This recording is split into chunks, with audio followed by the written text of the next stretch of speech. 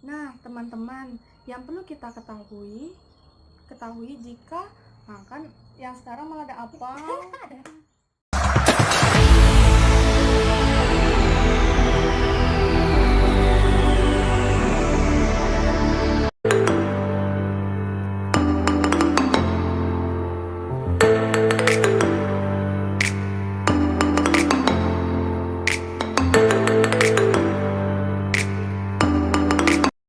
Assalamualaikum warahmatullahi wabarakatuh. Perkenalkan, nama saya Tri Pratiwi Setiawati dengan nomor NIM B118232 dan rekan saya. Nama saya Wonoli Veronica Siagian, NIM B118227. Pada kesempatan kali ini, kami akan membahas zona maritim, pembagian di wilayah laut suatu negara berdasarkan UNCLOS 1982.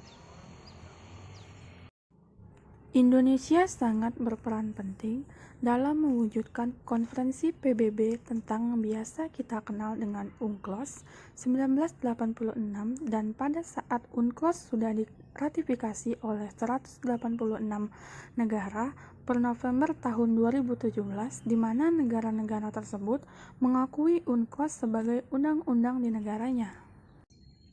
Nah, pada konferensi ini, ketentuan yang harus ditaati setiap negara. Yang pertama, garis pangkal. Garis pangkal merupakan pertemuan antara air laut dengan darat ketika surut.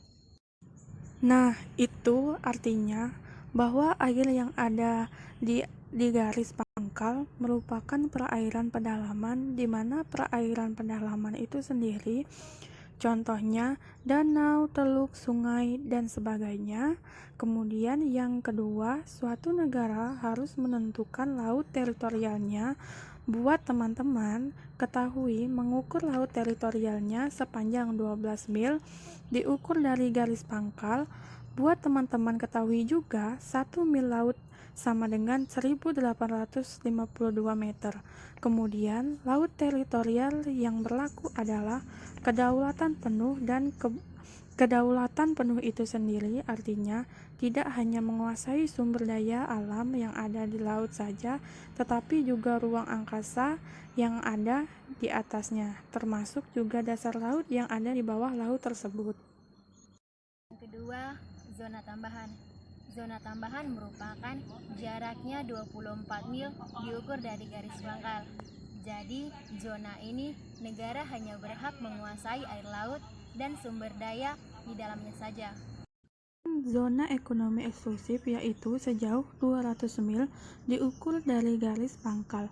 Nah, pada zona ekonomi eksklusif ini disebut kewenangan suatu negara maksimal terhadap air lautnya.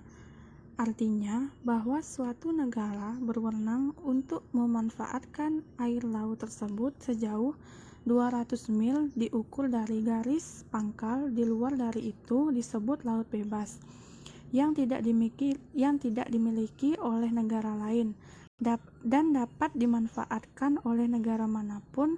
Perlu diingat, zona tambahan dan ZEE memang diukur dari garis pantai. Namun berlakunya zona tambahan dan zona ekonomi eksklusif diukur dari garis terluar laut teritorial. Nah, dari sini dapat kita pahami bahwa zona tambahan ada pada kawasan zona ekonomi eksklusif. Yang perlu teman-teman ketahui di sini yaitu aturan yang berlaku pada zona tambahan dan zona ekonomi eksklusif itu berbeda. Lalu yang kelima, landasan kontinen.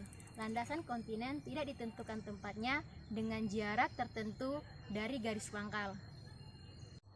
Nah, teman-teman, yang perlu kita ketahui, di laut teritorial adalah yang berlaku kedaulatan penuh. Namun, di zona tambahan dan landasan kontinen yang berlaku adalah kedaulatan dari suatu negara.